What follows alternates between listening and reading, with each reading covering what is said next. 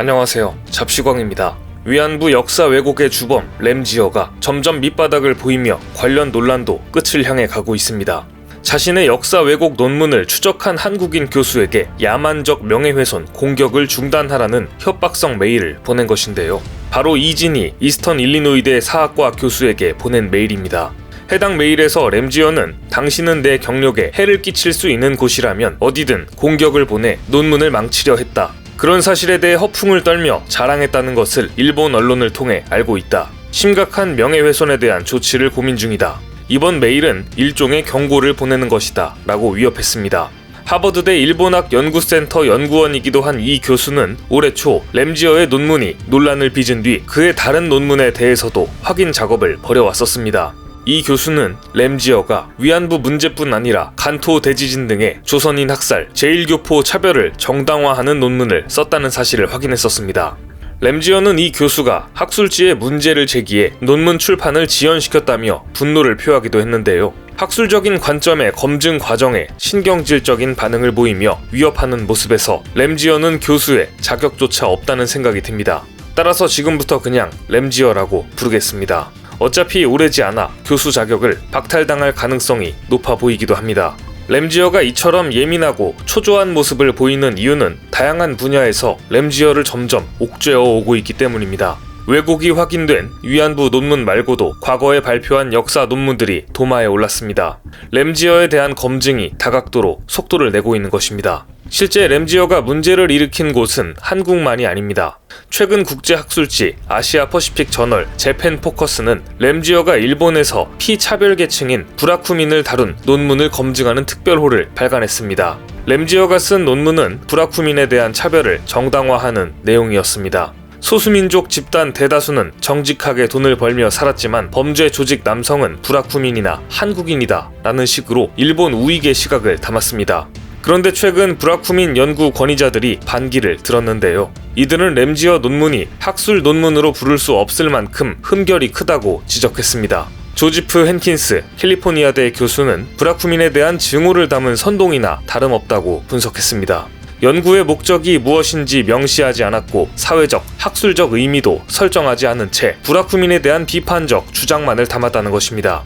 브라쿠민의 폭력성과 부패를 주장하지만 증거를 제시하지 않아 학술 논문 기준에 못 미친다고 비판했습니다. 이들은 즉각 램지어의 논문이 게재된 법경제학 리뷰 편집자에게 논문 재조사를 요구했습니다. 연구 윤리를 지키지 않고 편협한 시각으로 쓴 논문을 학계에서도 받아들일 수 없는 것입니다. 거짓은 정의를 이길 수 없습니다. 이 같은 검증 결과 역사 왜곡을 위한 램지어의 추악한 조작의 실체가 하나둘 나타나기 시작했습니다. 램지어 논문의 핵심은 위안부의 자발성으로 한국 여성들이 위안부 계약을 체결했다는 것이었는데요. 하지만 그 계약이라는 부분을 어디에 근거했는지 밝히지 않았습니다. 램지어가 인용한 글 어디에도 그런 내용은 나와 있지 않았기 때문입니다. 1차 자료뿐 아니라 그 글을 인용한 2차 자료, 2차 자료가 언급한 또 다른 3차 자료에도 마찬가지였습니다. 샅샅이 뒤져봐도 없습니다. 계약 부분이 언급된 자료가 있긴 하지만 여기에도 램지어의 짜깁기가 발각되었습니다. 알고 보니 1938년 당시 일본에서 룸살롱 여성을 채용할 때 쓰던 계약서의 샘플이었던 것으로 드러났습니다. 위안부와는 전혀 무관한 일본의 룸살롱 계약서 샘플이 위안부 계약서로 둔갑된 것입니다. 하버드대 카터 에커트 교수가 램지어 논문을 추적한 결과 한국 여성들이 서류 계약은 물론 구두 계약을 체결했다는 어떠한 정보를 얻지 못했습니다. 100번 양보해서 당시 한국 여성들이 계약을 했다고 하더라도 그 계약이 정확히 무엇을 의미하는지 알 수 없었을 가능성이 높습니다. 실제로 한 일본 여성이 위안부가 뭔지 모르고 모집되어 현장에 나갔다가 하는 일이 성매매라는 사실을 뒤늦게 알고 깜짝 놀랐다는 사실이 그 당시 일본 신문 기사에도 나와 있습니다. 이에 대해 램지어는 나는 한국인들이 체결한 계약은 가지고 있지 않다. 앞으로도 찾기 힘들 것이다 라며 실토했습니다. 허점은 또 드러났습니다. 램지어는 자신의 논문에서 일본 정부가 매매춘 종사자들만을 상대로 여성들을 모집하라는 관련 규정을 가지고 있었다고 주장했었는데요. 그러면서 두 건의 일본 정부 문건을 근거로 제시했었습니다. 하지만 두 문건 중 하나에는 어떤 여성들은 납치와 비슷하게 모집됐다고 기록된 대목이 있었습니다. 즉 자료를 제대로 인용하지 않은 것을 넘어 자신의 입맛에 맞는 부분만 가져다 썼거나 아니면 아예 반대로 해석한 셈입니다. 논란은 여기서 그치지 않았습니다. 다들 이미 짐작하고 있었지만 일본 정부와의 직접적인 커넥션도 드러났습니다. 우익 성향의 연구단체 일본 문명연구포럼 임원진 명단에 램지어의 이름이 버젓이 있었습니다. 일본 우익과의 접점이 처음으로 확인된 것인데요. 이 연구단체 임원 9명 중 일본인이 아닌 학자는 램지어와 제이슨 모건, 일본 레이타쿠대 교수, 케빈 도크, 조지타운대 교수 등 3명입니다. 모건 교수는 램지어가 역사 왜곡 논문 책머리에 빼놓지 않고 감사를 표시한 인물입니다. 일본 학자인 도크 교수도 친일적인 언사로 논란을 일으킨 인물입니다. 일본 극우파의 구미에 맞는 미국인 학자들을 대거 이사진으로 위촉한 이 연구단체는 2019년 출범했는데요. 특히 이 단체가 주소를 둔 레이타쿠 대학은 전범의 일본 역사를 옹호하는 학자들의 집결지로 알려져 있습니다. 레이타쿠 대학을 운영하는 모럴 로지 도덕교육재단과의 커넥션도 드러났습니다. 램지어는 모럴 로지 재단이 지원하는 일본 문명연구포럼 이사로 취임하고 재단 초청으로 일본을 방문했던 기록도 발견됐습니다. 이때부터 램지어는 학술적으로 본인의 주요 영역이었던 법학이 아닌 역사 문제에 집착하기 시작합니다.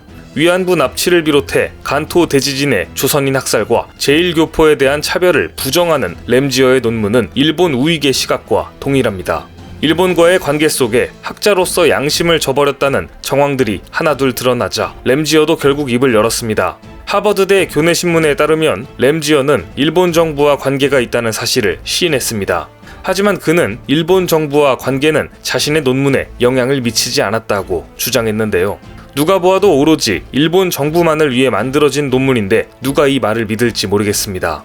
문제는 이들이 아직도 만행을 멈추지 않고 있다는 겁니다. 최근 일본 우익단체 후원을 받아 진행된 심포지엄에서 태극기를 가지고 만행을 저질렀습니다. 연단에는 일장기 양 옆으로 태극기와 성조기가 걸렸었지만 유독 태극기만 거꾸로 걸려 있었습니다. 이 자리에 참석한 램지어는 자신의 논문에 비판적인 학자들의 행동을 학문적 암살 미수라고 비난했습니다. 나의 논문을 철회하도록 만드는 게 그들에게 중요한 일인 것 같다. 이는 스탈린주의적인 수단이다. 라는 등의 발언도 서슴지 않았습니다. 하지만 램지어가 이런 식으로 문제를 키울수록 일본 입장에서 상황은 점점 악화되고 있습니다. 논란이 커지면 커질수록 국제사회는 전범국인 일본을 외면할 수밖에 없기 때문입니다. 실제 위안부 문제에 대해 국제사회의 분위기가 달라지고 있습니다. 독일 공공박물관에 처음으로 평화소녀상이 전시된 것인데요. 현재 독일 드레스덴 박물관 안뜰에는 청동 재질의 평화의 소녀상이, 전시장 내부에는 이동식 소녀상이 전시되어 있습니다. 일본 영사관 항의로 철거된 것을 생각하면 두 개의 소녀상은 커다란 변화입니다. 드레스덴 박물관은 일본 쪽 압력을 예상하면서도 소녀상 전시를 수용했습니다.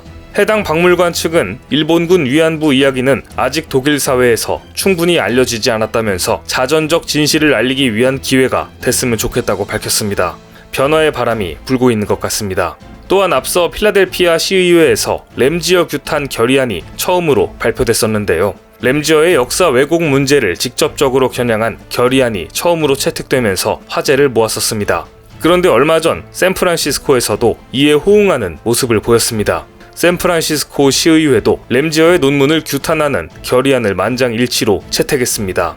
해당 논문이 태평양 전쟁 시기 일본 제국주의 군대가 여성 수십만 명을 성노예화한 역사를 부정하고 있다고 본 것인데요. 결의안은 램지어의 논문은 역사적 진실을 부정하고 여성들이 강제가 아니라 공정한 계약을 맺었다고 주장한다고 지적했습니다. 또한 샌프란시스코 시의회는 법경제학 국제 리뷰에 램지어의 논문 발행을 철회할 것을 직접 촉구하기도 했습니다.